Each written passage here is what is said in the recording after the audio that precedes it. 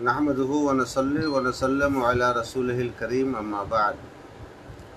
अहबाब करामी रफ़ीक़ान मिल्लत इस्लामिया सामीन मोहतरम अस्सलामु अलैकुम व रहमतुल्लाहि व बरकातुहू। आज आपकी खिदमत में खुसूसी तौर पर चाँद के हवाले से कुछ गुफ्तगू करने के लिए हाज़िर आया, मगर इस बीच में अगर आपके सवालात भी आएंगे तो इंशाअल्लाह उनके जवाबात भी देने की कोशिश की जाएगी। आप अपने सवालात भी रख सकते हैं, रखना चाहें तो रख सकते हैं, वरना मैं अपनी बात खास करके चाँद के हवाले से रखने के लिए हाज़िर आया। अभी नेपाल में इस सिलसिले में कुछ मकामात से लेटर पैड निकले हैं कि चाँद का सबूत शरई हो गया, तो बड़ा ताज्जुब होता है, मुझे हैरत होती है कि कैसे कैसे सबूत शरई फराहम कर लेते हैं लोग। काबिल अफसोस मामला है यह। हिंदुस्तान में भी चाँद नहीं देखा गया, पूरे नेपाल में मेची से महाकाली तक, पहाड़ से तराई तक, कहीं पर भी चाँद नज़र नहीं आया। अब रह गई इंडिया की बात, तो हिंदुस्तान में भी पूरे बिहार में कहीं चाँद नहीं देखा गया, न यूपी में, न महाराष्ट्र में, न दिल्ली, न बम्बई, न कलकत्ता, न बनारस, न बरेली शरीफ, न मुबारकपुर वगैरह। गुजरात के बारे में इत्तला आ रही है कि कहीं पे चाँद देखा गया। मुमकिन है देखा गया होगा, हो सकता है, लेकिन इतनी दूर गुजरात से चाँद को खींच खींच कर लोग नेपाल तक पहुंचा दिए। जबकि ये बात अपनी जगह पर सरकार आला हज़रत ने अपनी किताब फतावा रज़विया शरीफ में तुरुक़ इस्बात हलाल में फरमाया है कि चाँद के साबित होने के कुल 7 तरीक़े हैं। या तो रुयत हो जाए, सब लोग देख लें, या फिर शहादत हो जाए, या फिर शहादत अल शहादत हो जाए, या किताबुल काजी अल काजी, या शहादत अल काजी वगैरह। इनमें से कोई भी ज़रिया किसी भी तरीक़े से नेपाल में सबूत नहीं आ पा रहा है। और शहादत का तो कोई सवाल ही नहीं पैदा होता है। तो गुजरात का आदमी यहाँ कहाँ शहादत देने आएगा, और गुजरात यहाँ से कहाँ जाएंगे लोग शहादत लेने के लिए। शहादत अल शहादत वाला तस्वुर भी नहीं होता है, क्योंकि शहादत अल शहादत के लिए भी आदमी का मौजूद होना ज़रूरी है, वो भी नहीं। अब ये लोग वो किताबुल काजी अल काजी का सहारा लेकर, या ख़बर इस्तिफ़ाज़ा का सहारा लेकर इतनी दूर तक के चाँद साबित कर रहे हैं। ये कौम में, मिल्लत में, जमात में इख्तिलाफ बर्पा कर रहे हैं। इतनी ज़्यादा तुल तवील सफ़र करने की और इतनी ज़्यादा तवालत में, पेचीदगी में जाने की क्या ज़रूरत है। हमारे पास जब हदीस पाक मौजूद है, अल्लाह के नबी सल्लल्लाहु तआला अलैहि वसल्लम ने इरशाद फरमाया, फ़इन गुम्म अलैकुम फ़अकमिलुल इद्दत सलासीन, यानी जब तुम पर अब्र छा जाए, गुबार छा जाए, किसी वजह से चाँद नज़र नहीं आए, तो 30 की गिनती पूरी कर लो। सीधी सी बात है, 30 की गिनती पूरी कर लेने में कोई तवालत नहीं, कोई दिक्कत और कोई दुश्वारी नहीं। लेकिन लोग पता नहीं किस तरह से कैसे कैसे परेशान होकर, जिसको देखो पाजामा उठा के चल दिया चाँद लाने के लिए। चाँद कहाँ जा रहे हैं? चाँद लाने जा रहे हैं। ये चाँद लाने की हवा ऐसी चली है, अल्लाह की पनाह, कि मुल्क नेपाल में जो अहले सुन्नत व जमात के लोग इत्तेहाद व इत्तेफाक के साथ एक साथ ईद मना रहे थे कई सालों से, उस इत्तेहाद को इन लोगों ने पारा पारा कर दिया। हर किसी को शौक़ चढ़ा हुआ है कि मैं अपना लेटर पैड जारी करूं, अपना लेटर पैड जारी करूं। जानने पहचानने वाले 10 गांव में नहीं है, लेटर पैड जारी कर रहे हैं, लेटर पैड निकाल रहे हैं। हर मकतब वाले को, हर मस्जिद वाले को, हर कमेटी वाले को, यानी यहाँ तक कि नौजवानों की जो कमेटियाँ बनी है वो भी निकाल रहे हैं, लेटर पैड निकाल रहे हैं। जिनको कोई शऊर नहीं दीन का, कोई इल्म नहीं दीन का, वो सब भी लेटर पैड निकाल रहे हैं। और ये मौके फराहम किए हमारे उलमा ने। ये ख़ुद उलमा ये किसी को मानने को तैयार नहीं, किसी के कायल नहीं होना चाहते हैं। तो अब इनको कायल होना पड़ता है, मानना पड़ता है अपने गांव के सदर सेक्रेटरी को, गांव के फासिक व फाजिर अफराद को, और दीन से नाआशना नौजवानों के दबाव को ये कबूल करते हैं, जिसकी वजह से इनको इस तरह की परेशानी आती है। एक उसूल लेके चलना चाहिए। शरीयत मुतहरा का जो मेयार है, जो पैमाना है, जो उसूल है, जो ज़ाब्ता है, उसको लेके चलें, इंशाअल्लाह कोई परेशानी नहीं होगी।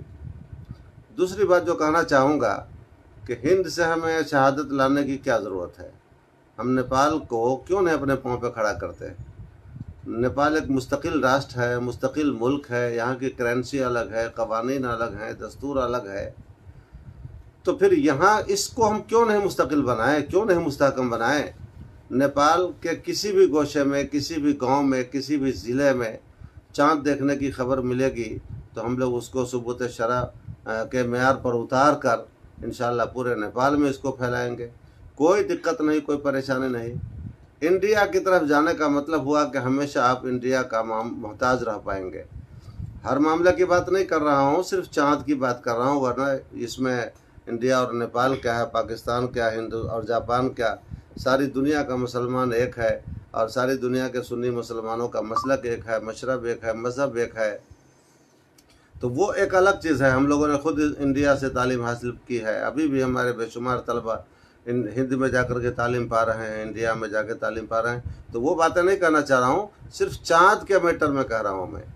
चाँद के मैटर में हमें हिंद की तरफ देखने में परेशानी के अलावा आसानी नज़र नहीं आती है। अगर आप हिंद की तरफ जाएंगे तो फिर हिंदुस्तान में भी हमेशा हर साल एक साथ ईद नहीं होती, एक साथ बकरीद नहीं होती, वहाँ भी इख्तलाफ होता है रुयत का। कभी कभी मुबारकपुर का ऐलान कुछ होता है, बरेली शरीफ का ऐलान कुछ होता है, बम्बई का ऐलान कुछ होता है, वगैरह वगैरह। तो वहाँ भी एक तरह का ऐलान तो होता नहीं है। फिर उधर क्यों रुख करें हम लोग।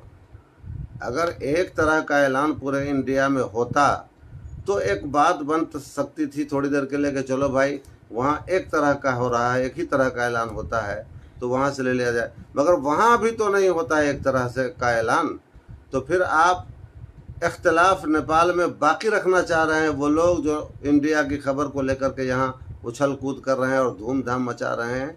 क्योंकि कभी ऐसा हो सकता है कि कुछ लोग मुबारकपुर की खबर पर एतमाद करेंगे, कुछ लोग बरेली शरीफ की खबर पर एतमाद करेंगे, कुछ लोग बम्बई और दिल्ली और कलकत्ता और गुजरात और महाराष्ट्र और राजस्थान वहाँ की खबर पर एतमाद करेंगे। फिर आप कैसे पूरे नेपाल के लोग एक साथ हो पाएंगे। इसलिए बेहतर तरीका यह है कि नेपाल के लोग खुद नेपाल की रुयत पर एतमाद करें। नेपाल में कहीं भी नज़र आ जाए तो उस पर एतमाद करके पूरे नेपाल में उसको फैलाने की कोशिश की जाए। और शरीयत मुतहरा ने इसका ऑप्शन दिया भी है हमें। जैसे कि फ़िक़्ह का एक मसला है चाँद के मामले में कि एक शहर की रुयत, एक शहर में चाँद नज़र आ जाए तो दूसरे शहर में कहाँ तक वो माना जा सकता है। एक शहर में चाँद नज़र आ गया और दूसरे शहर में चाँद नज़र नहीं आया तो वो दूसरे शहर में यहाँ का चाँद मोतबर होगा, उसके लिए क्या पैमाना है। तो उसमें दूरी का एतबार किया गया है और दूरी के 3 तरीक़े बताए गए हैं। एक तरीक़ा ये बताया गया है कि दोनों शहर की दूरी इतनी हो जितनी मुद्दत मसाफत है, सफ़र शरई की मुद्दत जितनी है, 92 किलोमीटर, 94 किलोमीटर जो भी है, तो उतनी दूरी पर अगर दूसरा शहर है तो समझा जाएगा कि ये शहर उस शहर से बईद है, दूर है, लिहाजा इस शहर की रुयत उस शहर के लिए काफ़ी नहीं होगी। एक तो पैमाना यह रखा गया। एक पैमाना यह रखा गया कि दोनों शहर का मतला अलग अलग हो। आफताब के डूबने का, निकलने का मतला अलग अलग हो तो समझा जाएगा कि दोनों शहर में दूरी है और एक शहर का देखना दूसरे शहर के लिए काफ़ी नहीं होगा। एक पैमाना यह रखा गया है कि दोनों शहर का मुल्क अलग अलग हो, अक़लीम का इख्तलाफ हो, मुल्क का इख्तलाफ हो। तो अगर एक मुल्क में चाँद देखा गया तो दूसरा मुल्क भले वहाँ से 4-5 किलोमीटर ही करीब क्यों न हो, लेकिन दूसरे मुल्क के लिए वो चाँद की रुयत काफ़ी नहीं होगी। तो फ़क़हा का एक तबका ये भी कह रहा है। तो हमारे पास तो ये ऑप्शन मौजूद है कि मुल्क का इख्तलाफ है, इख्तलाफ अक़लीम है, लिहाजा हम इंडिया की खबर नहीं लेंगे। कोई हमारे ऊपर शरई मुआख़ज़ा नहीं है, कोई शरई पकड़ नहीं है। हम नेपाल की रुयत का एतबार करें और इंडिया में देख लिया गया, ठीक है, इंडिया में करें लोग, हमारे लिए वो साबित नहीं हो पाएगा। तो इस तरह से अगर आप देखें तो एक ऑप्शन मौजूद है हमारे सामने कि इख्तलाफ अक़लीम की बुनियाद पर हम अपने मुल्क की रुयत का एतबार करेंगे, अपने नेपाल की रुयत का एतबार करेंगे और इस नुक्ते पर अगर सारे लोग मुत्तहिद हो जाएं, नेपाल के लोग, तो इंशाअल्लाहुल अज़ीज़ फिर कोई दिक्कत नहीं आएगी, कोई परेशानी नहीं आएगी।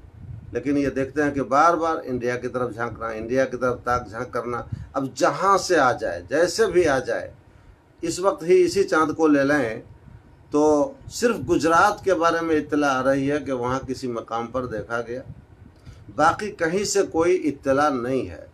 अब ये गुजरात के चाँद को खींच करके फिर कहाँ इदारा शरिया लाया गया पटना, फिर वहाँ से खींच के इधर कुछ लोग लेके आ रहे हैं। इतनी बात तो तय है कि कोई यहाँ से गए नहीं होंगे शहादत लाने के लिए।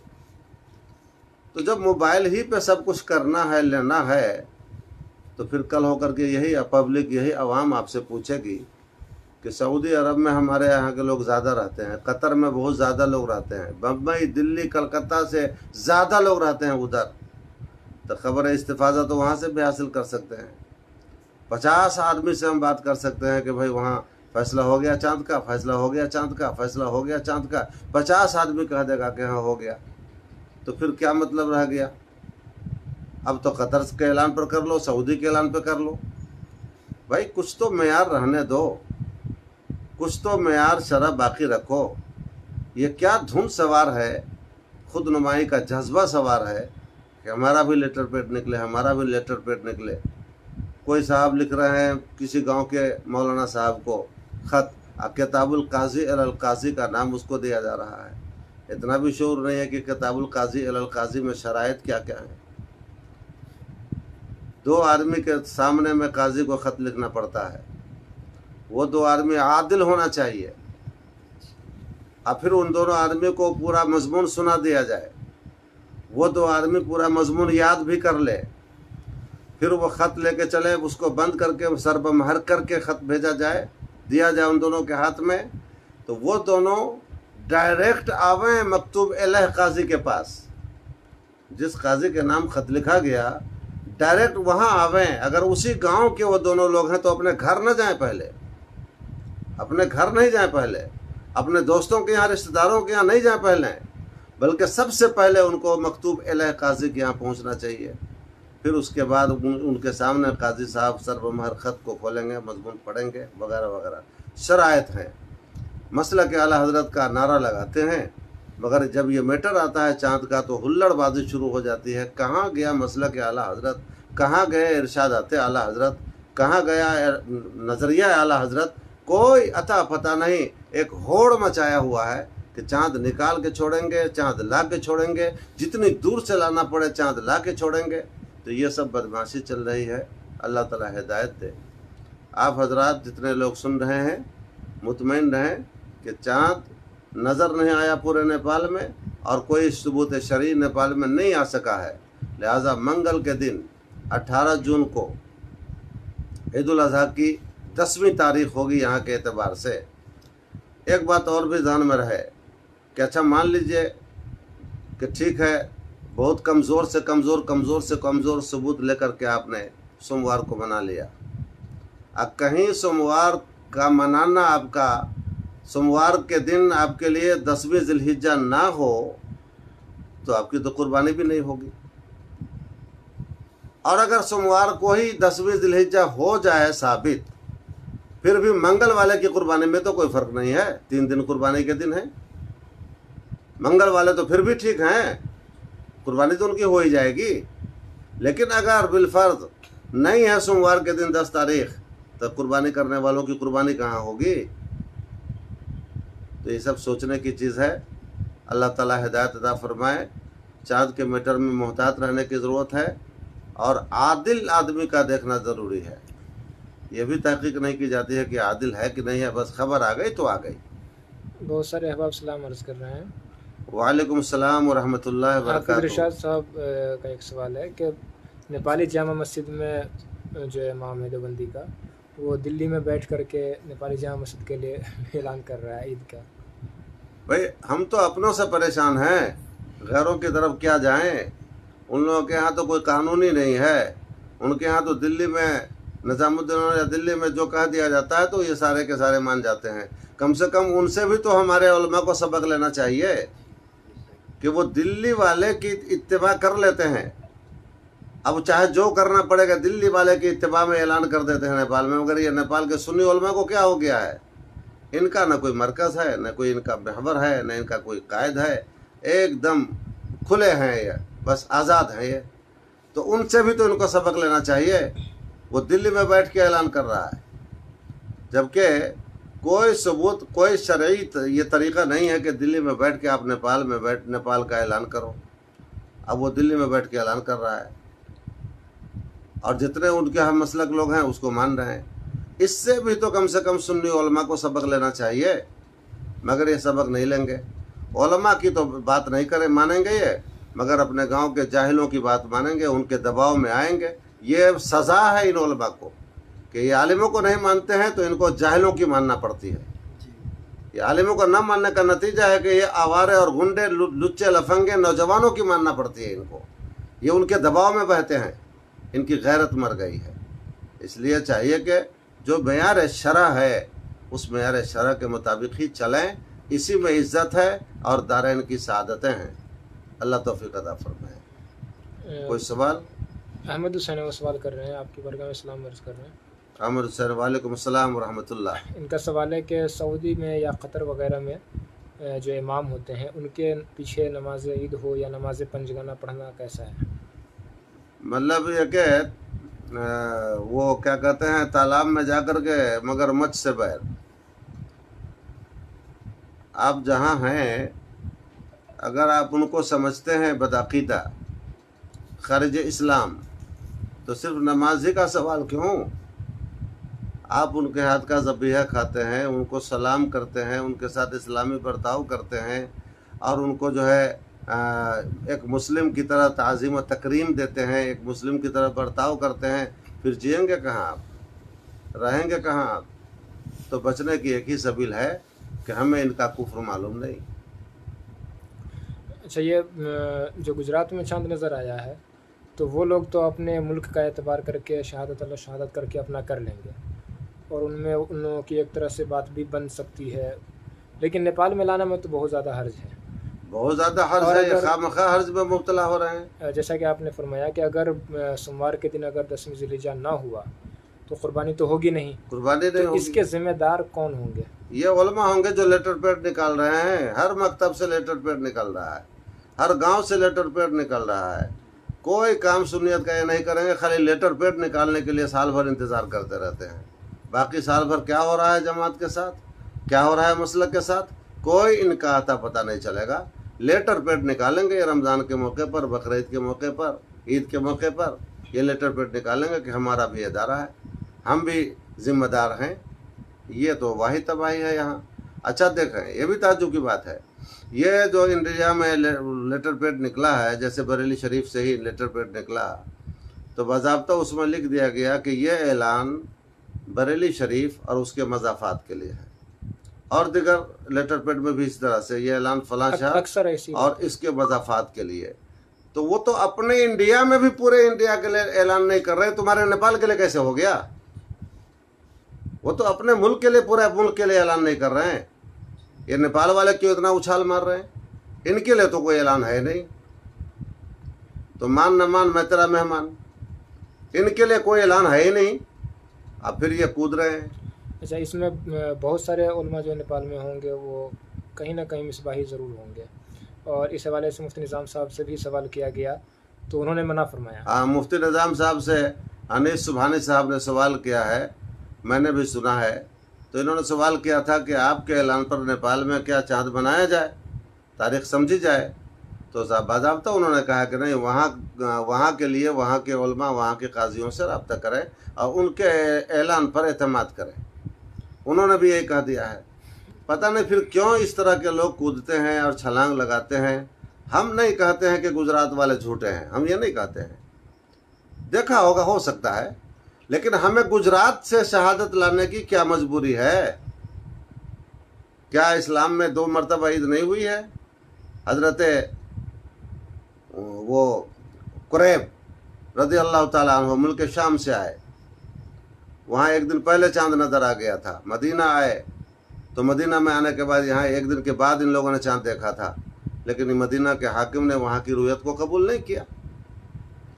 इसका मतलब है जबकि उनसे ज़्यादा आदिल कौन हो सकता है अभी? जबकि उनसे ज़्यादा आदिल कौन हो सकता है, लेकिन वहाँ मुल्क शाम की रुयत को अमीर मुआविया रज़ी अल्लाह ताला अन्हु के फैसले को यहाँ कबूल नहीं किया था। तो बहुत सारे शवाहिद मौजूद हैं। सीधा रास्ता है जिसको लोग पेचीदा बना रखे हैं। भाई नेपाल में नज़र आया तो सबूत फराहम किया जाएगा, सबूत शरब उसको मुकम्मल किया जाएगा। नेपाल में जाना आना भी आसान है, यहाँ से सबूत मंगवाना भी आसान है। आप इंडिया की तरफ जाएंगे तो इंडिया बहुत बड़ा मुल्क है, किसी कोने में कभी निकल जाएगा, खबर हो जाएगी। हर साल वहाँ ऐसा होता है कि किसी न किसी गोशे से चांद निकल आता है। तो अगर आप इंडिया की तरफ जाएंगे तो फिर बड़ा है, कहीं ना कहीं हो जाता कहीं ना कहीं हो जाएगा। तो फिर वहाँ के लेने के चक्कर में पड़ेंगे तो नेपाल में तो हमेशा इख्तिलाफ हो जाएगा। कुछ लोग मानेंगे, कुछ लोग नहीं मानेंगे। इसलिए कोशिश ये करना चाहिए उलमाए नेपाल को कि नेपाल को अपने पाँव पे खड़ा करें।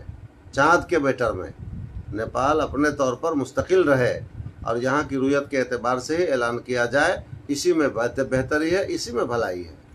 अच्छा, इन लोगों को ये भी नहीं समझ में आता कि इस मसले में जितनी ये कोशिश करते हैं, बाकी जो काम है सुन्नियों के करने के जो इससे ज़्यादा अहम है, उस पर कोशिश नहीं करते हैं। और इसमें जबकि जान रहे हैं कि इसमें कोशिश करना फितने से खाली नहीं है, जबकि जब फितना हो जाए तो सही बात को भी छोड़ दिया जाता है। हाँ, सही है।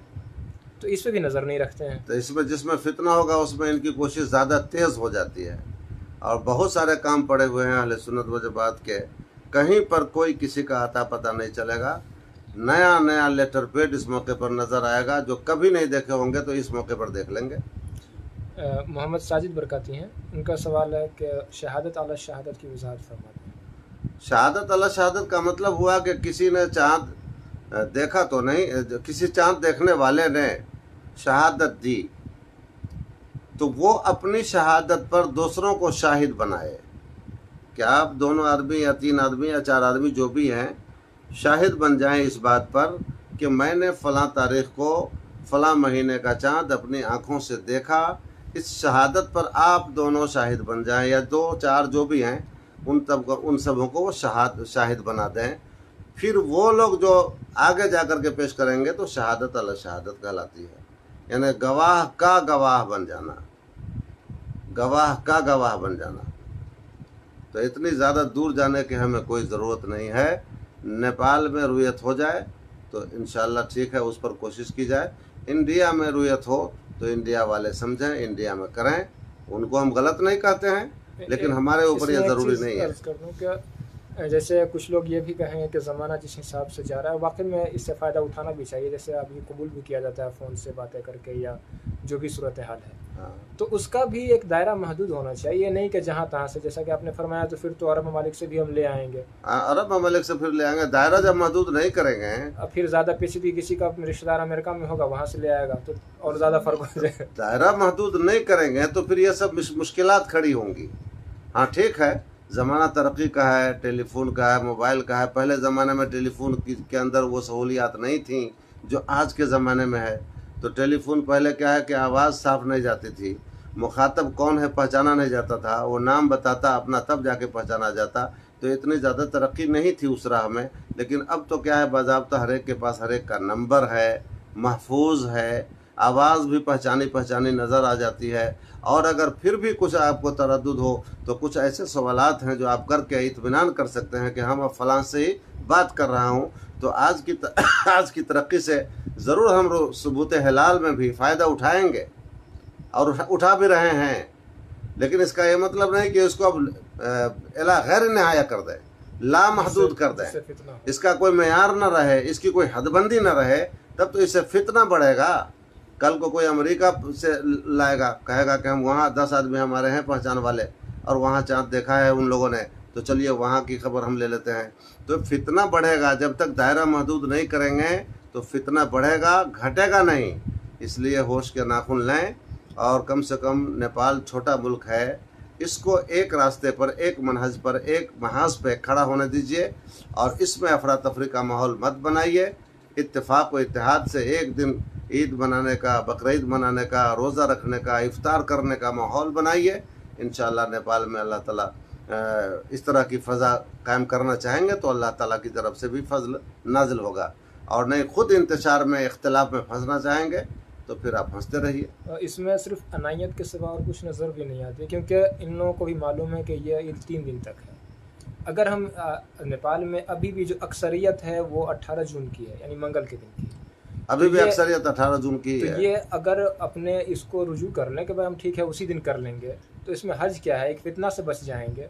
तो जब इनको नज़र भी आ रहा है कि फितना होगा फिर भी रुजू नहीं कर रहे नहीं हैं, तो अपना लेटर पैड दिखाने का और अपना नाम फैलाने का एक जज्बा जो है वो तो वो मंगल जरा- के दिन भी कर वो सकते हैं जज्बा लेटर पर।